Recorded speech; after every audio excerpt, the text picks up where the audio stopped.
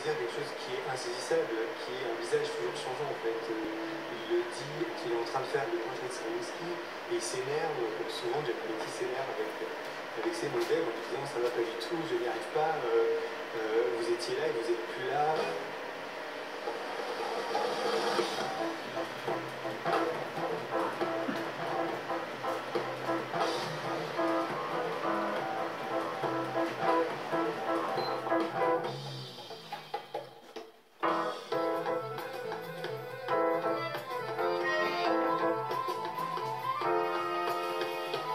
Faire quelque chose d'impossible, il veut donner de la durée à quelque chose qui change sans arrêt. C'est ce qui a toujours passionné les peintres, bien sûr. Et lui, il le dit, c'est pas possible, on ne peut plus faire le portrait.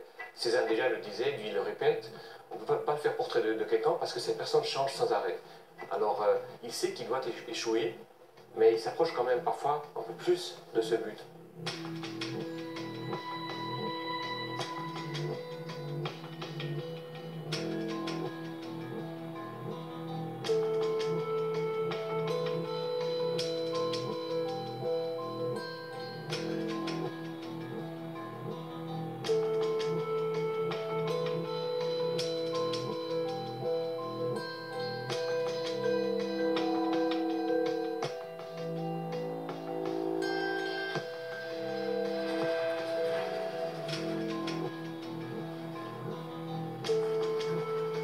Aussi tente de capter l'essence même de son modèle.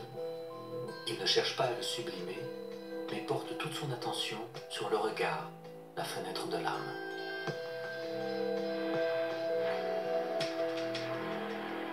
Oui, je pense qu'il s'attache vraiment à l'âme du personnage. C'est ce que ma maman disait toujours, qu'il savait saisir vraiment l'expression, l'intériorité de la personne. Je sais qu'il a fait de moi un portrait où j'étais donc toute petite et beaucoup plus tard, maman a demandé à un peintre qui avait connu Derain de faire mon portrait adulte. Le portrait adulte est beau, il est joli, mais le regard que j'ai de petite fille est beaucoup plus intéressant. Donc c'est quand même ça la marque de supérieure, enfin du peintre qui va au-delà, quoi. Le regard de Madame Paul Guillaume, dans son portrait au grand chapeau de 1929, dévoile lui aussi la personnalité du modèle. De grands yeux perçants qui trahissent ses talents de négociatrice. Derain était connu pour son amour des femmes, et on raconte que la jeune épouse était allée jusqu'à payer de sa personne pour que Derain accepte de traiter en exclusivité avec son mari, le marchand Paul Guillaume. Mais c'est un autre modèle féminin qui va bientôt rentrer dans la vie de Derain, puis dans celle de Giacometti, et renforcer leur lien. Une belle Anglaise de 24 ans qui est aussi artiste. Elle se prénomme Isabelle. En effet, Derain et Giacometti partagent un modèle qui est une femme extraordinaire, qui est artiste elle-même, et qui va, à la suite toujours ces hasards de rue et de café, être présentée à Derain via Pierre Coll, leur marchand, et elle va poser pour Derain en 2 séquences. Et en fait, il va faire quasiment 6 portraits d'elle.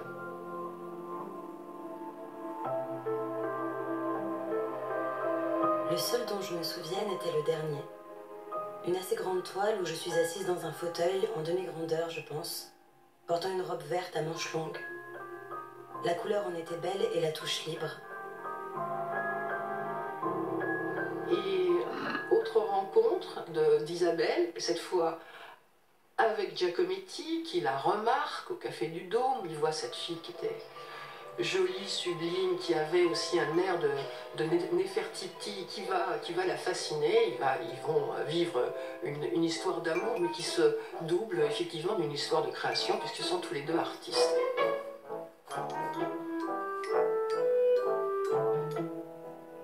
Il se passa des mois avant qu'il ne me demande de venir à son atelier et poser.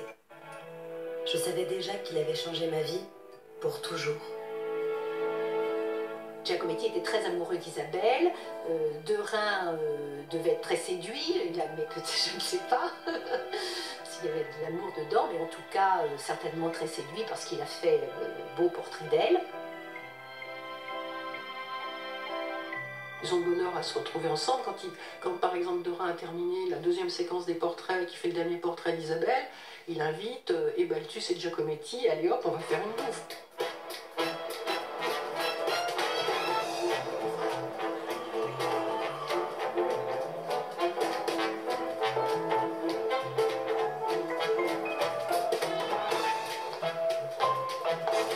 Les séances de pause se prolongent en virée nocturne. Le trio, formé par Derain, Isabelle et Giacometti, écume les barres de Montparnasse. Et le sculpteur, qu'on disait pourtant solitaire et angoissé, ne se fait pas prier. Giacometti a énormément été représenté dans son atelier comme cet être solitaire, qui fréquente peu de monde. Alors effectivement, il était dans une recherche solitaire puisqu'il était un peu coupé de ce qui se produisait à l'époque, mais pour autant c'est quelqu'un qui sortait énormément, qu'on trouvait très facilement à la Coupole, dans le quartier de Montparnasse. Il avait ses habitudes. Il a beaucoup aimé cette possibilité d'avoir beaucoup d'amis, des artistes, des écrivains, des musiciens, de trouver des gens avec qui il pouvait parler de manière passionnée de ce qu'il faisait. C'est quelque chose dont il avait besoin pour prendre un peu de recul quand même de ce travail, dans ce minuscule atelier minable d'ailleurs, un endroit horrible. C'était une condition de vie beaucoup plus bohème, alors que Derain, quelque part, il vivait comme un grand bourgeois.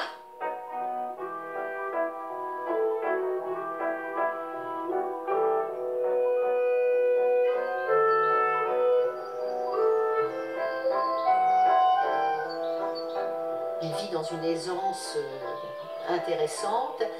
Il peut dépenser beaucoup d'argent pour ses voitures. Il s'achète 13 Bugatti, pas en même temps, mais tout de même. Et il a cette grande maison à Chambourcy où il y a quand même plusieurs hectares. Un parc immense avec son atelier d'été. Giacometti viendra le voir souvent.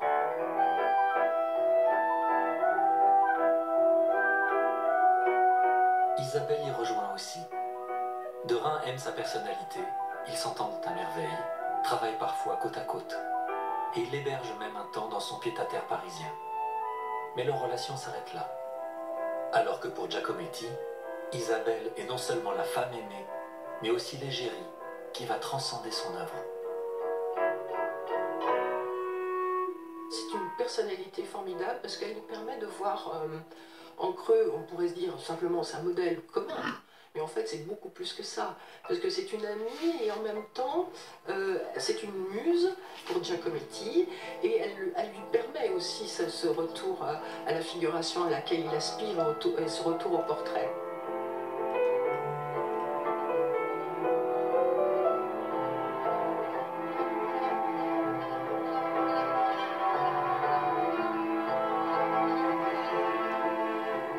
Le portrait que Giacometti fait d'Isabelle avec les traits extrêmement lisses, un traitement des yeux qui rappelle la manière des Égyptiens mais aussi celle de Derain, sera reprise 2 ans plus tard. Donc il refait un nouveau portrait d'Isabelle, mais alors cette fois le style a radicalement changé, les traits sont beaucoup plus nerveux. C'est très violent parce qu'avec son canis, souvent c'est comme au fond si vous voulez blesser ses sculptures vraiment.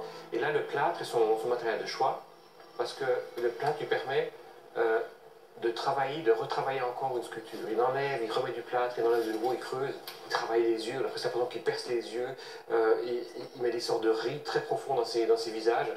Alors, au fond, c'est une sorte de travail inlassable parce que la figuration ne peut jamais être atteinte. Je pense que quand on connaît vraiment très bien quelqu'un, quand on le regarde, on a de plus en plus de problèmes à rendre la vraisemblance et la ressemblance. Plus on aime, moins on est capable de donner quelque chose d'entier.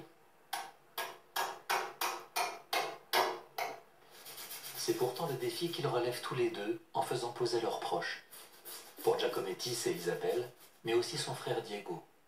Pour Derain, c'est surtout Geneviève, sa nièce.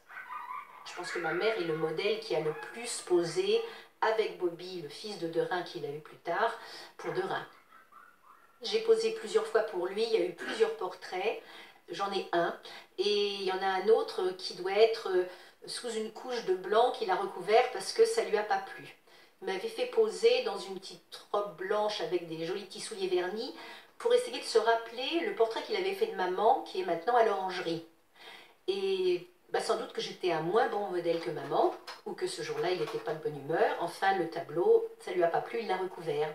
Donc j'existe peut-être sous un autre tableau. Mais j'ai pas le souvenir que autrement c'était pénible. Parce que en réalité, quand le modèle lui plaisait bien, il allait relativement vite, il prenait des notes, enfin il retravaillait tout seul. Il n'avait pas besoin de 25 séances. Il allait très très vite. Donc il prenait le visage comme ça, et puis après, finalement, le reste, ça pouvait aller très très très vite. Donc lui, finalement, il n'était pas trop ennuyeux avec les modèles. Alors, quant à Giacometti, c'est tout affaire, parce que là, ça devient une aventure humaine. Giacometti s'énerve tout le temps en fait dans les séances de pose qui sont extrêmement éprouvantes pour le modèle, parce que Giacometti n'en a jamais fini.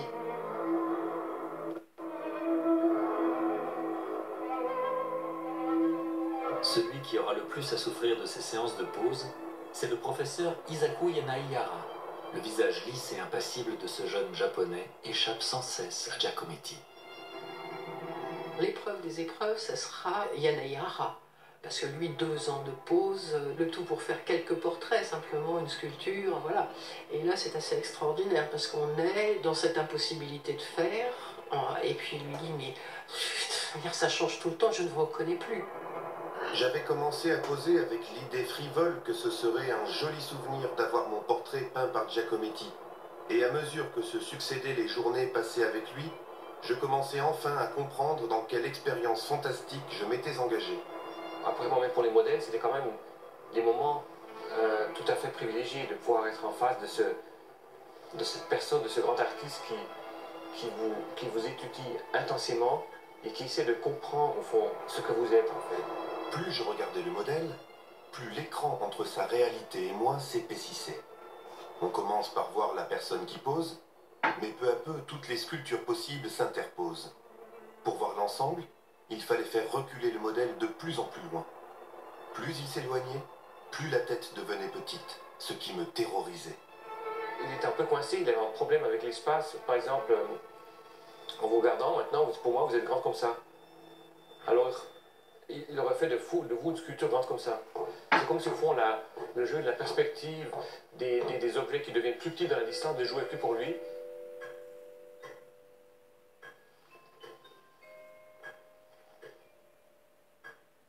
Il n'y a plus que la présence absolue d'un personnage, d'une sculpture. Et c'était très difficile parce que c'était angoissant, au fond, un sculpteur qui à la fin fait des sculptures grandes comme ça. C'était vraiment, vraiment terrifiant.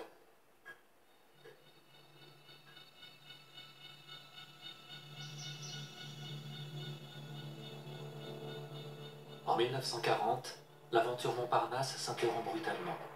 La Wehrmacht est aux portes de Paris. Derain et Giacometti, affolés, prennent la fuite et tentent de protéger leurs œuvres du pillage des nazis.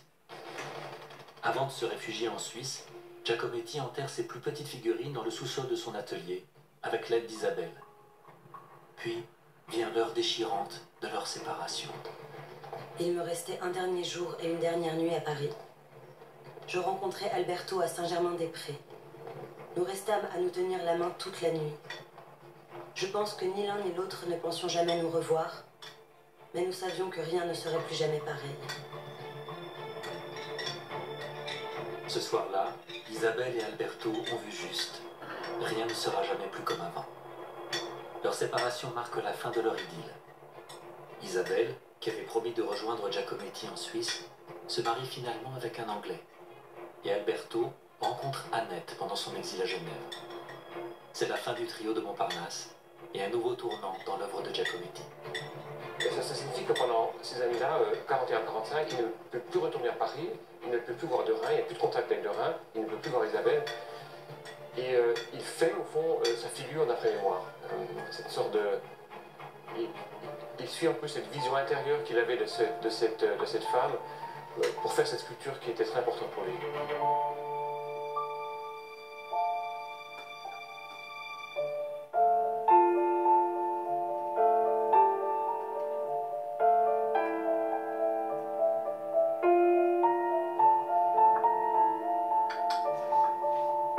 C'est une des œuvres clés qui mène au fond à son développement de son œuvre de maturité. Il s'est obligé de dire bon, j'admets qu'elle devienne très très très mince, mais je n'admets pas qu'elle perde en grandeur en fait. Et c'est comme ça qu'il a trouvé son style de maturité.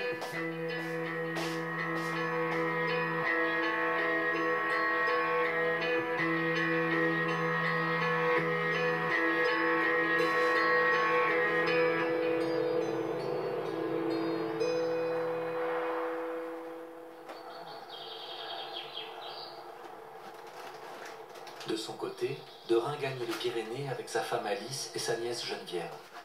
Un convoi de 3 voitures pleines à craquer quitte le domaine de Chambourcy. Mais avant de partir, dans le parc de sa propriété, Derain fait par hasard une découverte qui va le décider à se remettre à sculpter.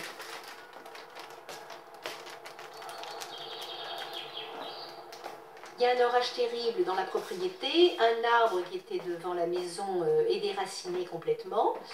Et sous les racines, on trouve de l'argile, de la terre glaise en grande quantité. Et Derain se met les mains dans la terre et il commence à avoir une envie irrésistible de se remettre à sculpter avec cette terre qu'il a trouvée. C'est le lieu vraiment de l'expérimentation où finalement là on est moins dans la ressemblance des portraits tels qu'il est en train de les faire dans la peinture bien sûr, mais où il va retrouver une sorte d'humanité hybride. Et il se met à faire des tas de figures, influencées par toutes les collections qu'il avait.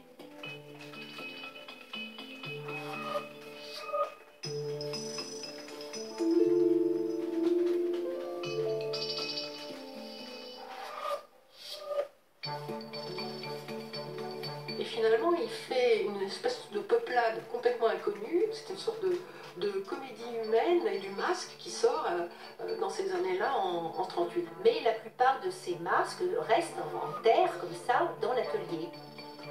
Et il n'y touche pas. Il ne pense pas en faire quoi que ce soit. Et c'est là que Giacometti va les découvrir.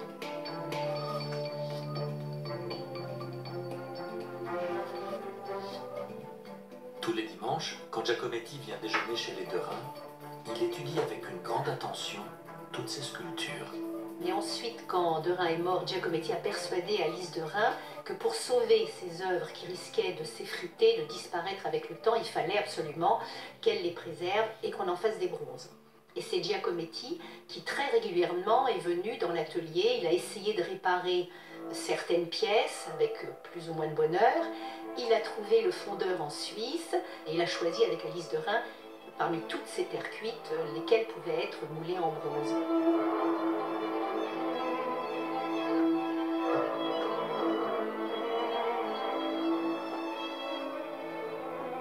Tous les deux ont cet amour du matériau, des éléments naturels, du paysage qui les entoure.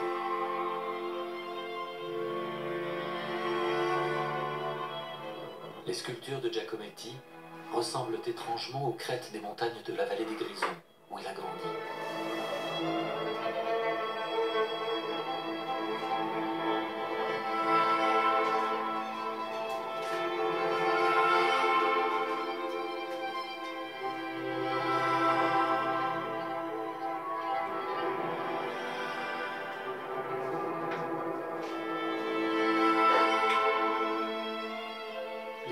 De Stampa seront déterminants pour Giacometti, parce que Stampa est une vallée un peu encaissée avec ces montagnes un peu oppressantes. Finalement, c'est un peu aussi ce qu'il retrouve dans son atelier, puisque c'est un espace assez réduit, fermé, dans lequel il est en mesure de produire toute son œuvre. Et vers la fin de sa vie, il réalise ces plateaux qui ont pour titre la forêt ou la clairière, où les arbres sont devenus des femmes et les rochers sont des têtes.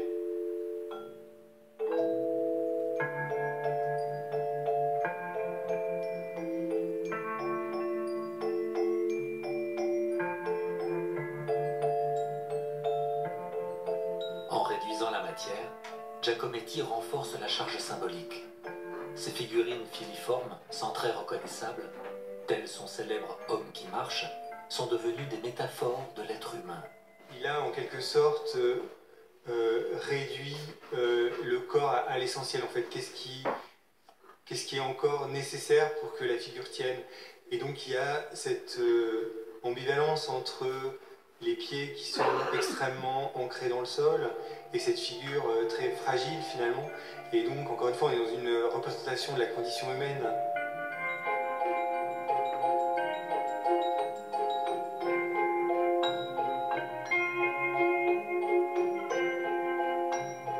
L'homme qui marche, c'est lui.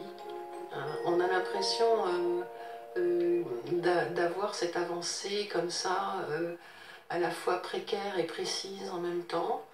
C'est comme s'il y avait une espèce de lutte avec le vent.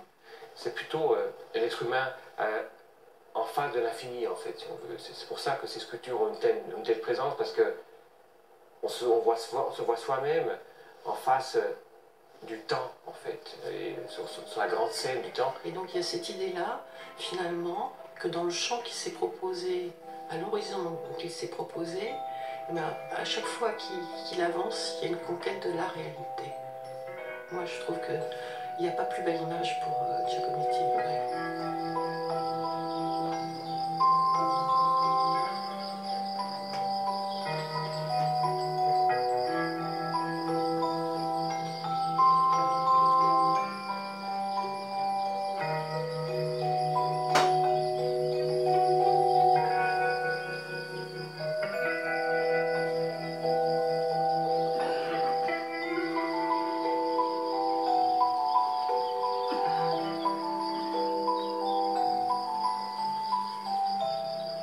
Finalement, c'est cette lutte avec les éléments dont il dispose, et l'un et l'autre, et qui est une lutte sans fin. C'est pour ça qu'ils finissent jamais, finalement. C'est pour ça qu'ils détruisent, c'est pour ça qu'ils rendent invisibles certaines choses. C'est que finalement, ils repoussent la ligne d'horizon constamment. Donc on n'est pas dans l'échec, on est simplement dans l'ordre de l'impossible. Parce qu'on a l'impression d'avancer uniquement qu'on ne sait presque plus comment le geste qu'il faudrait faire. Où on perd tous ses moyens, qu'on est complètement perdu. Si là, au lieu d'abandonner, on insiste, et là on peut dire est-ce qu'il faut avoir une certaine dose de bêtise pour insister, c'est le seul moment où il y a quelque chance d'avancer d'un petit peu. On a quelquefois l'impression, même si ce n'est qu'une illusion, d'une immense ouverture. Ceux qui éprouvent le doute savent le reconnaître chez les autres. Giacometti le perçoit chez Derain, et c'est sans doute pour cela qu'il est le mieux à même de le comprendre. Dans la revue Derrière le miroir, il rend un poignant hommage à son aîné. Dans ce très beau texte, qui reste un des plus beaux textes, par exemple sur Derain, il a une manière de s'exprimer qui dévoile en effet déjà beaucoup, et beaucoup aussi un miroir. Les qualités de Derain n'existent qu'au-delà du ratage, de l'échec, de la perdition possible, et je ne crois que dans ces qualités-là. Derain était dans un lieu, dans un endroit qui le dépassait continuellement, effrayé par l'impossible. Et toute œuvre était pour lui un échec avant même de l'entreprendre. Et pourtant, il ne voulait peut-être que fixer un peu l'apparence des choses, l'apparence merveilleuse, attrayante et inconnue de tout ce qui l'entourait.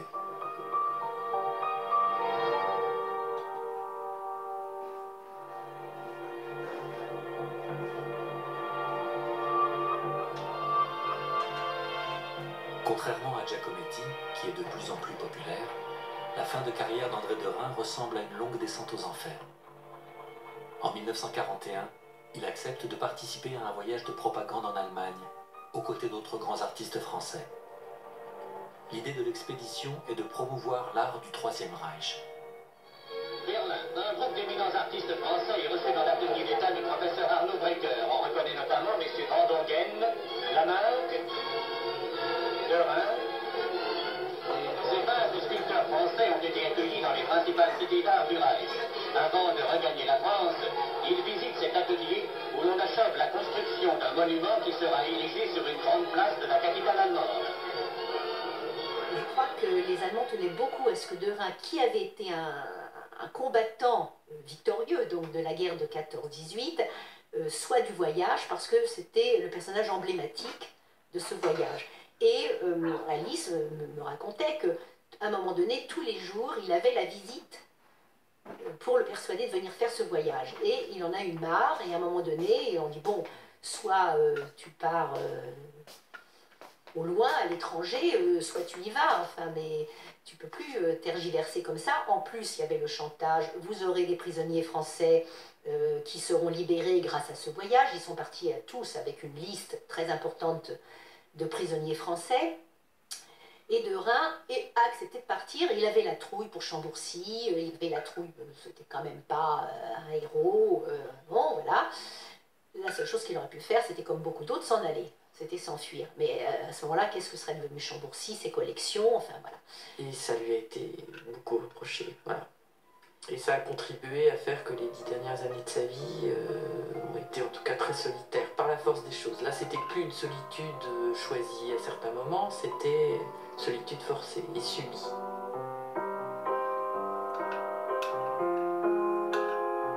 À la Libération, ce voyage lui vaut de passer devant le comité d'épuration. Il en ressort blanchi, car aucun acte de collaboration ne lui est reproché. Mais sa réputation est entachée, et sa peinture en fait les frais. Il y a toute une mouvance d'artistes modernistes qui dit de Reims s'est dépassé. Et s'est dépassé au fond parce que il a fait ce voyage en Allemagne, ce vieux con, sa peinture vaut rien. Bon, c'est-à-dire de faire une sorte d'amalgame. Mais il y a tout le long de sa vie des chefs-d'œuvre. Ça ne s'arrête pas en 14, ça ne s'arrête pas en 20, ça s'arrête. Vous voyez, c'est. Le dernier autoportrait est une splendeur. Et Giacometti défend d'ailleurs beaucoup ça auprès de Pierre Matisse, auprès des gens qu'il connaît, pour faire reconnaître cette œuvre. C'est pour ça que l'article qu'il écrit en 56 est d'autant plus important que c'est Giacometti qui l'écrit. Et que lui, il parle des œuvres de 14, ok, la période byzantine, mais ce qui l'intéresse avant tout, c'est ses œuvres des années 30, ses fonds noirs et toutes ces choses dans lesquelles ils reconnaissent une démarche un petit peu identique à la sienne. Voilà.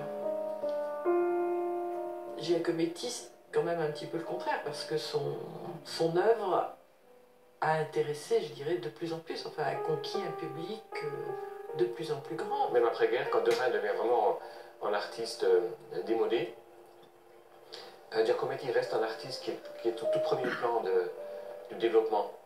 Et avec Bacon, Picasso, Giacometti est le plus grand artiste qui continue le travail sur la figure humaine après la Deuxième Guerre mondiale. Et tous les trois, on peut rester des artistes modernes en le faisant, malgré le fait que la peinture est allée vers l'abstraction, en fait.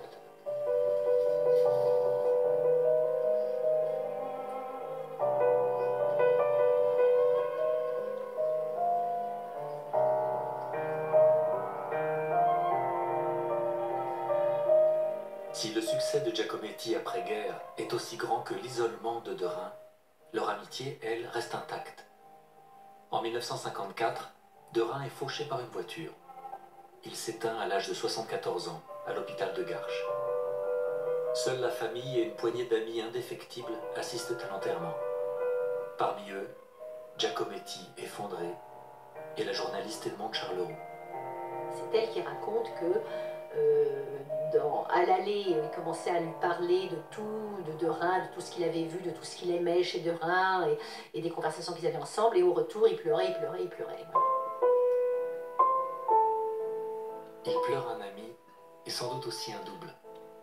Quelqu'un qui, comme lui, a cherché sans relâche à voir au-delà du visible. Cette même obsession qui a conduit Giacometti à créer une œuvre puissante et intemporelle. Giacometti, au fond, on comprend que tout ce travail qu'il a fait, ce travail obsessionnel, est important parce que en dessinant sans arrêt, en sculptant sans arrêt, c'est sans ça ce qui lui a donné la possibilité justement d'accumuler cette énergie dans ses sculptures en fait. On voit très bien quand on installe une salle, souvent les œuvres ont besoin de plus de place que ce qu'on croyait au début, parce qu'elles sont tellement puissantes qu'elles s'imposent. Et cet aspect de présence, de densité, presque incompréhensible dans l'espace, c'est quelque chose qui est quand même très rare.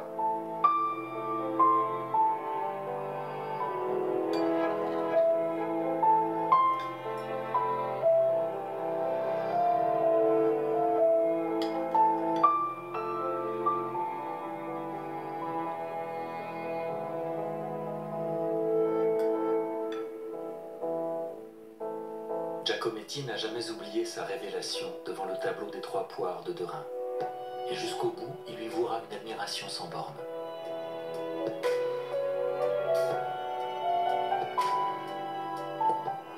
Mais l'histoire de l'art n'a pas la même mémoire. Alors qu'une œuvre de Giacometti trahit immédiatement sa paternité, il est aujourd'hui difficile d'associer un tableau à Derain. Son style sans cesse changeant reste une énigme pour le grand public.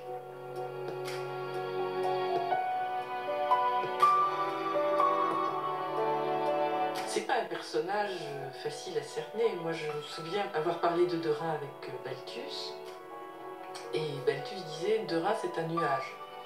Donc c'est un joli mot pour dire que voilà, on ne pouvait pas l'attraper.